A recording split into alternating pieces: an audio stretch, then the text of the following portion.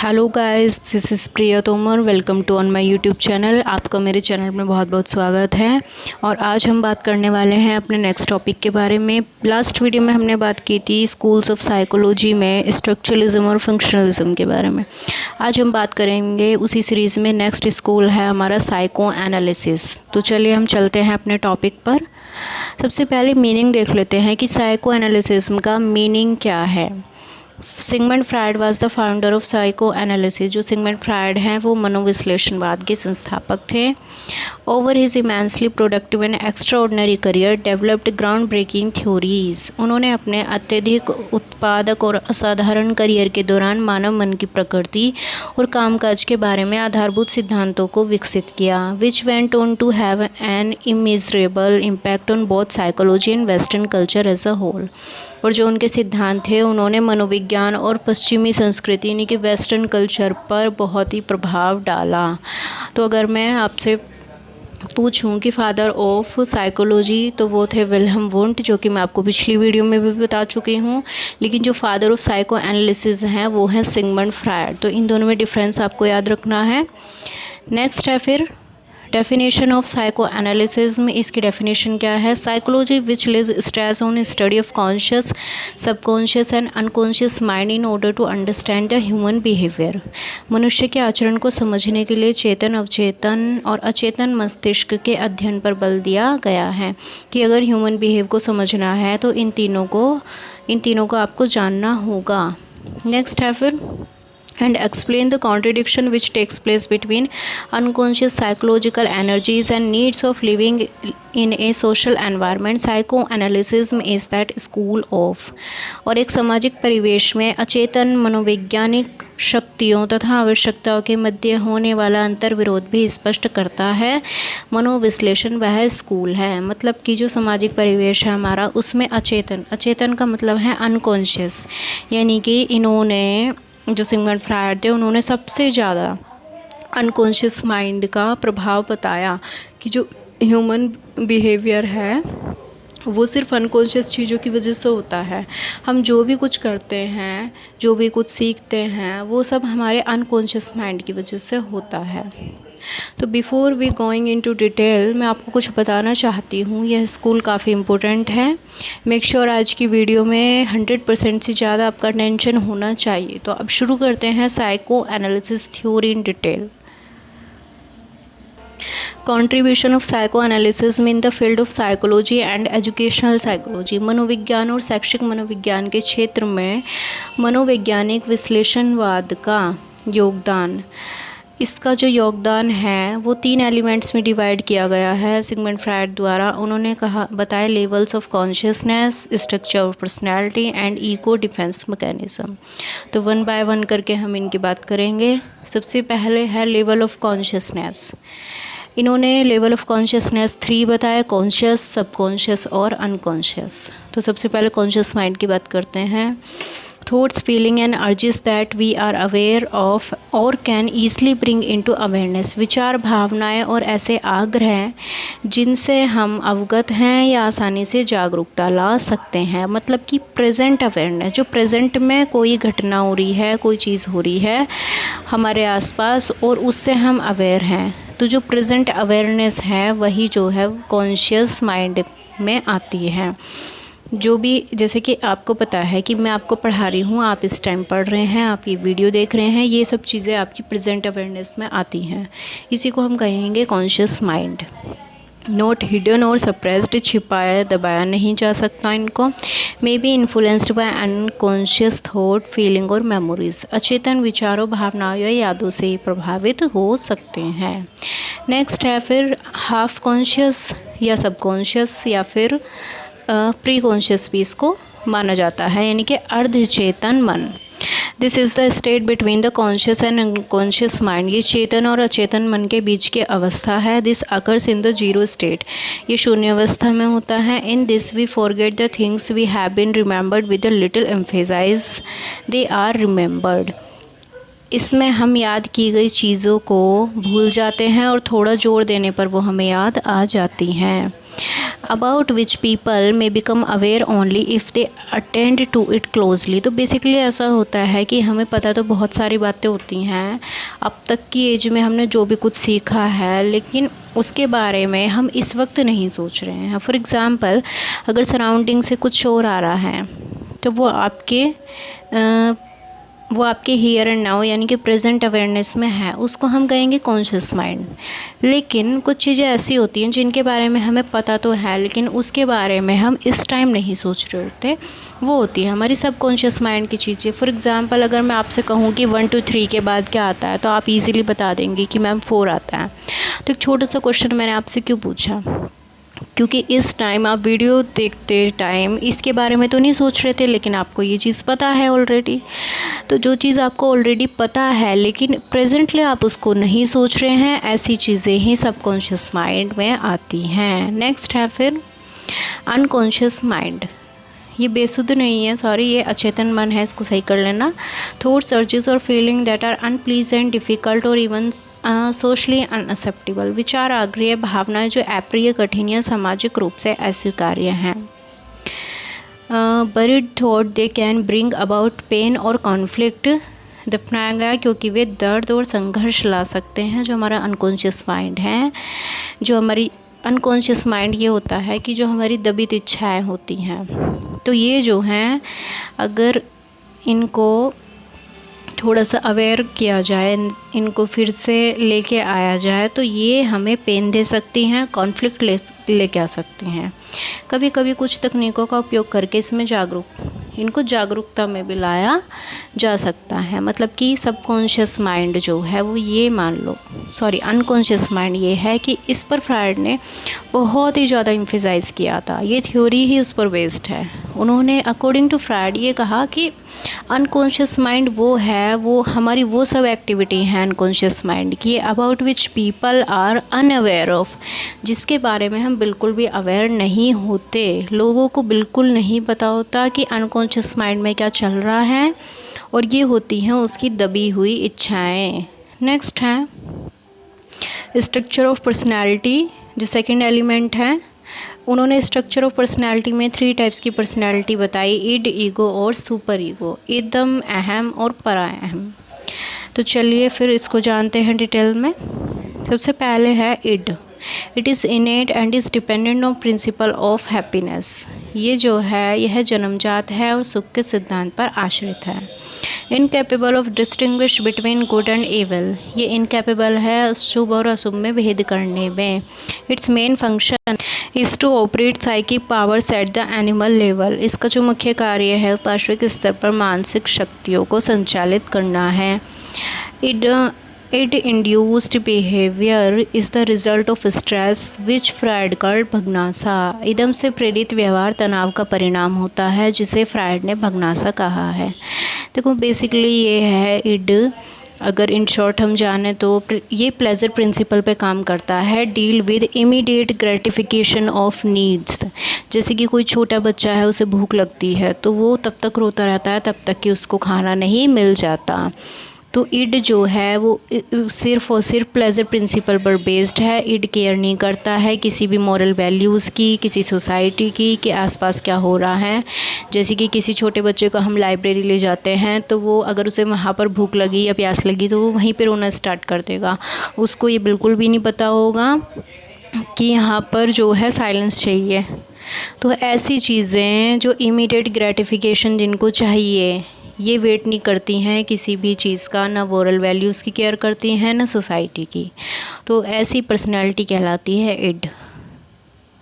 It only keeps the knowledge of assimilated reality of psyche, that is the person has to face struggle and stress for the satisfaction and realization of sense of work at different level of personality development। यह केवल मानस के आत्मसात वास्तविकता का ज्ञान रखता है, अर्थात व्यक्ति के विकास के विभिन्न स्तरों पर काम भावना की संतुष्टि एवं प्रकाशन हेतु व्यक्ति को संघर्ष और तनाव का सामना करना पड़ता है। In fact it is the unconscious mind in which there are the basic tendencies and natural desires. Which want quick gratification. वास्तव में इदम जो है वो अचेतन मन है जिसमें मूल प्रवृत्तियाँ और नैसर्गिक इच्छाएं रहती हैं, जो शीघ्र तृप्ति चाहती है, मतलब कि जो उसने कह दिया वही उसको चाहिए, तो ये होती है इड। नेक्स्ट है फिर ईगो।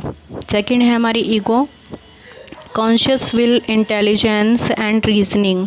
जो चेतना है वो इच्छा शक्ति, बुद्धि तथा तर्क है। The ego assimilation has the ability to differentiate between things and related to reality and the external environment that is driven by the principle of reality।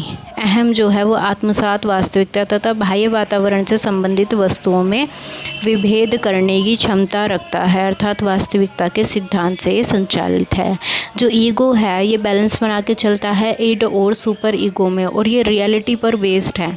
जैसे कि एक इंडिविजुअल है, उसकी इच्छा और नीड्स को ये सेटिस्फाई तो करता है, परंतु इस तरीके से करता है कि जो रियलिटी है, जो हमारी वास्तविकता है, वो उसके अकॉर्डिंग भी अडेप्ट कर सके। जैसे कि किसी बच्चे को भूख लगी तो वो ये जो है ईगो जो है, ईगो प्रिंसिपल ये सिखाता है कि इसमें जो है बच्चे को रोना नहीं चाहिए, बाकी सब लोग डिस्टर्ब होंगे। तो ईगो ये बोलेगा कि इतनी तेज़ नहीं रोना है, आपको फूड तो मिलेगा, आपकी नीड तो हम पूरी करेंगे, लेकिन आपको शांति बनाए रखनी है। तो ईगो सिखाता है पेशेंसली बिहेव करना। नेक्स्ट है फिर सुपर ईगो, इसी का पार्ट है अभी। Formulates and implements plan for the satisfaction critical need and takes into account the principle of reality in implementation. इसमें वही कहा गया जो मैंने आपको अभी बताया कि ये रियलिटी को ध्यान में रख के बच्चे की ज़रूरत को पूरा करते हैं। Really important is the care taker of personality. वास्तव में अहम जो है वो व्यक्ति का कार्यवाहक है। It stabilizes coordination between both id and परा अहम। ये ईड में और सुपर ईगो में दोनों में कोऑर्डिनेशन या बैलेंस बना करके चलता है। नेक्स्ट है फिर super ego. The third part of the mental structure is the परा अहम। It is completely ethical and normative agency which works according to ethical formulas authorised and accepted by the society. मानसिक संरचना का तृतीय भाग परा अहम है। यह पूर्ण रूप से नैतिक और आदर्शात्मक अभिकरण है और जो समाज द्वारा अधिकृत और स्वीकृत नैतिक सूत्रों के अनुसार कार्य करता है। यह अभिभावकीय प्रभावों और सामाजिक आदर्शों के मध्य अंतर संबंध स्थापित करता है। अब देखो, मानसिक संरचना का तृतीय भाग परा अहम पूर्ण रूप से नैतिक और आदर्शात्मक कैसे है। ये मोरालिटी प्रिंसिपल पे काम करता है। इसमें जो है बच्चा बिल्कुल मोरल होता है, उसको आसपास की सोसाइटी और सारी मोरल वैल्यूज़ जो है वो देख करके चलता है कि मुझे किस तरीके से बिहेव करना है। तो अगर मैं इन तीनों को ही समझाने का एक एग्जाम्पल आपके सामने भी पेश करूँगी। सबसे पहले इसको देखते हैं। That is the more developed a person, para ego is the more capable that person is to cover the greed of bad conduct। अर्थात जिस व्यक्ति का परा अहम जितना अधिक विकसित होगा, वह व्यक्ति बुरे आचरणों हुए लोगों का संवरण करने में उतना ही सक्षम होगा। मतलब कि जिसकी सुपर ईगो पावर ज़्यादा स्ट्रॉन्ग होगी, वो व्यक्ति बहुत ही ज़्यादा जो है मोरालिटी पे बेस्ड होगा। नेक्स्ट है फिर like non stealing non lying, यानी कि चोरी ना करना, झूठ ना बोलना, ये सब आदतें उसमें नहीं होंगी। Thus it seeks sociability and wholeness is idealised. इस प्रकार सामाजिकता और पूर्णता को खोजता है और आदर्शात्मक होता है। तो सुपर ईगो देखो बेसिकली क्या है, अगर तीनों की बात की जाए, इड की, ईगो की और सुपर ईगो की, एक एग्जांपल मैं आपको बताऊंगी जो तीनों को ही आपको बिल्कुल क्लियर कर देगा। जैसे कि फॉर एग्जांपल एक बच्चा है क्लास में और उसको बहुत तेज़ प्यास लगती है। सामने टेबल पर एक वाटर बोतल रखी है और वहाँ पर टीचर है। तो जो इड वाला जो बच्चा है वो क्या करता है, टीचर से नहीं पूछता है। अगर उसको प्यास लग रही है तो उसको एकदम पानी चाहिए और वो उठा के मैम की बोतल में से ही पानी पी लेगा। अब बात आती है सुपर ईगो की। सुपर ईगो वाला क्या करेगा, जैसे कि कोई बच्चा है और उसको प्यास लगती है तो वो मैम की परमिशन लेगा, उसके बाद उस पानी को पिएगा। नेक्स्ट है फिर इड की बात हो गई, ईगो की बात हो गई। थर्ड है सुपर ईगो। सुपर ईगो में क्या करता है बच्चा, जैसे कि क्लास चल रही है तो अगर उसको प्यास भी लग रही है तो वो नहीं बताएगा, वो चुपचाप बैठा रहेगा और क्लास ख़त्म होने के बाद में वो जब पूरा पीरियड जो है ओवर हो जाता है उसके बाद वो जाता है बाहर और वहाँ जाके पानी पी के आता है। तो आई होप कि आपको ये तीनों ही बिल्कुल अच्छे से क्लियर हुई होंगी। अगर फिर भी कोई क्वेरी है तो आप कमेंट बॉक्स में पूछ सकते हैं। नेक्स्ट है फिर थर्ड एलिमेंट इसका आता है ईगो डिफेंस मैकेनिज्म। देखो ईगो डिफेंस मैकेनिज्म क्या होती हैं। Ego defence mechanism are unconscious psychological process that help an individual cope with anxiety resulting from a stressful internal और एक्सटर्नल एनवायरनमेंट। जो ये है ईगो डिफेंस मैकेनिज्म, ये व्यक्ति को तनावपूर्ण आंतरिक या बाहरी वातावरण से उत्पन्न चिंता से निपटने में मदद करती है। यानी कि ये है way of reducing anxiety by distort by reality. जैसे कि एक एग्जांपल है इसका प्रोजेक्शन। अगर मेरा खुद का कोई पर्सनैलिटी ट्रेट है, ट्रेट होते हैं जो हमारे स्पेशल गुण होते हैं जिससे हमारी पर्सनैलिटी जानी जाती है। जैसे कि मेरा कोई एक पर्सनैलिटी ट्रेट हो गया कि मुझे गुस्सा बहुत ज़्यादा आता है और मैं बहुत ज़्यादा एग्रेसिव हूँ, तो मैं खुद ही एक्सेप्ट नहीं करूँगी कि मैं एग्रेसिव हूँ, बल्कि मैं दूसरे पे ये चीज़ थोप दूँगी कि वो भी जो है ये सब मुझ पे गुस्सा कर रहे हैं। तो I am not aggressive but that did not ready to accept the reality. मतलब कि मैं खुद या कोई भी व्यक्ति अगर कोई खुद ज़्यादा एग्रेसिव है तो वो एक्सेप्ट नहीं करेगा, बल्कि उस रियलिटी को किसी और पर थोप देगा। ये हुआ प्रोजेक्शन। नेक्स्ट है फिर इसके कुछ डीमेरिट्स भी हैं साइको एनालिसिस की। बहुत लोगों ने इसको क्रिटिक भी किया। फ्रायड ने जो था कभी बच्चों पर रिसर्च नहीं की। उन्होंने हिस्टीरिया होती है एक बीमारी जिसमें कि जैसे कि मुझे ऐसा लगेगा कि मुझे पैर में दर्द हो रहा है, लेकिन वास्तव में नहीं हो रहा होता है। एक्चुअल में होता क्या है, वो दर्द हमारे माइंड में होता है, तो इसको बोलते हैं हिस्टीरिया। तो उन्होंने हिस्टीरिया के पेशेंट पे अपनी स्टडी की थी। तो it is a developmental theory but it never included studies on children. Next है फिर आते हैं इसी पर। One of the largest criticism of psychoanalytical theory is that it places far too much emphasize on childhood. मनोविश्लेषणात्मक सिद्धांत की सबसे बड़ी आलोचना ये है कि ये बचपन पर बहुत ज़्यादा जोर देते हैं। For one, Freud theory says that personality development occurs during childhood. इन्होंने ये कहा है कि जो व्यक्ति का बचपन है वो उसके विकास का सबसे महत्वपूर्ण हिस्सा है। But many modern psychologist say that this development is life long. लेकिन बहुत सारे आधुनिक मनोवैज्ञानिक हैं जिन्होंने ये कहा है कि जो डेवलपमेंट है, जो विकास है, वो तो लाइफ लॉन्ग होता है, हमेशा होता रहता है। फ्रायड ने कहा था कि शुरू के 5 सालों में पर्सनैलिटी डेवलपमेंट हो जाता है और जो आगे की लाइफ होती है वो उसी का रिफ्लेक्शन होती है।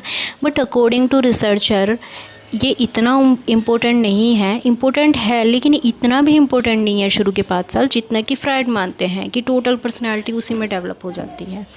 नेक्स्ट है फिर psycho analysis is accepted as a dynamic school and it has developed methods to find out the causes behind mental illness and of their treatment. However it is not a perfect psychology by itself. मनोविश्लेषक को एक dynamic school के रूप में स्वीकार किया गया और मानसिक रोग और उनके इलाज के कारणों का पता लगाने के तरीके विकसित हो गए, किंतु यह स्वयं में पूर्ण रूप से मनोवैज्ञानिक नहीं है। नेक्स्ट है फिर studying the behavior of persons suffering from psychosis, Freud found that their behavior is influenced by unconscious mind or desires. मनोरोगी व्यक्तियों के व्यवहार का अध्ययन करते हुए फ्रायड ने पाया कि उनका जो अचेतन मन है उन पर काफ़ी प्रभाव डालता है अचेतन मन। नेक्स्ट है he applied his thinking on the behaviour of normal people too. और उन्होंने इस विचार का जो उपयोग था वो सामान्य लोगों पर भी किया, जो नॉर्मल पीपल थे उस पर भी इन्होंने ये अप्लाई करने की कोशिश की। This approach seems to be incorrect. ये जो अप्रोच है उनका ये बिल्कुल इनकरेक्ट मालूम होता है। नेक्स्ट है फिर Freud has accepted the role of sex energy is very important in the behaviour of a person. Freud ने माना कि जो यौन शक्ति है वो व्यक्ति के विकास के लिए बहुत ही ज़रूरी है। According to him, a person is equipped with sex desire right from the birth and it starts to influence his behavior right since then. This view is not accepted now. और उन्होंने कहा कि जन्म से ही व्यक्ति यौनांग व्यवहार में उस पर अपना प्रभाव डाल सकता है, दृश्य अब स्वीकार नहीं किया गया है। देखो फ्रायड जो थे उन्होंने अपनी एक थ्योरी भी दी थी इस पर, साइको सेक्सुअल थ्योरी। तो फ्रायड ने कहा था, उन्होंने सेक्सुअलिटी पे बहुत ज़्यादा जोर दिया। उन्होंने कहा कि जो पर्सनैलिटी है, पर्सनैलिटी में जो सेक्सुअलिटी है वो बहुत ही ज़्यादा कंट्रीब्यूशन देती है, अपना योगदान देती है, पर ये इतनी भी इम्पोर्टेंट नहीं है जितना कि फ्रायड मानते हैं। नेक्स्ट है फिर, चलिए फिर ये यहाँ तक हमारा टॉपिक हो गया ख़त्म। अगर आपको मेरी वीडियो अच्छी लगी हो तो please like and subscribe my channel to get new videos and take care. Bye bye. Thank you.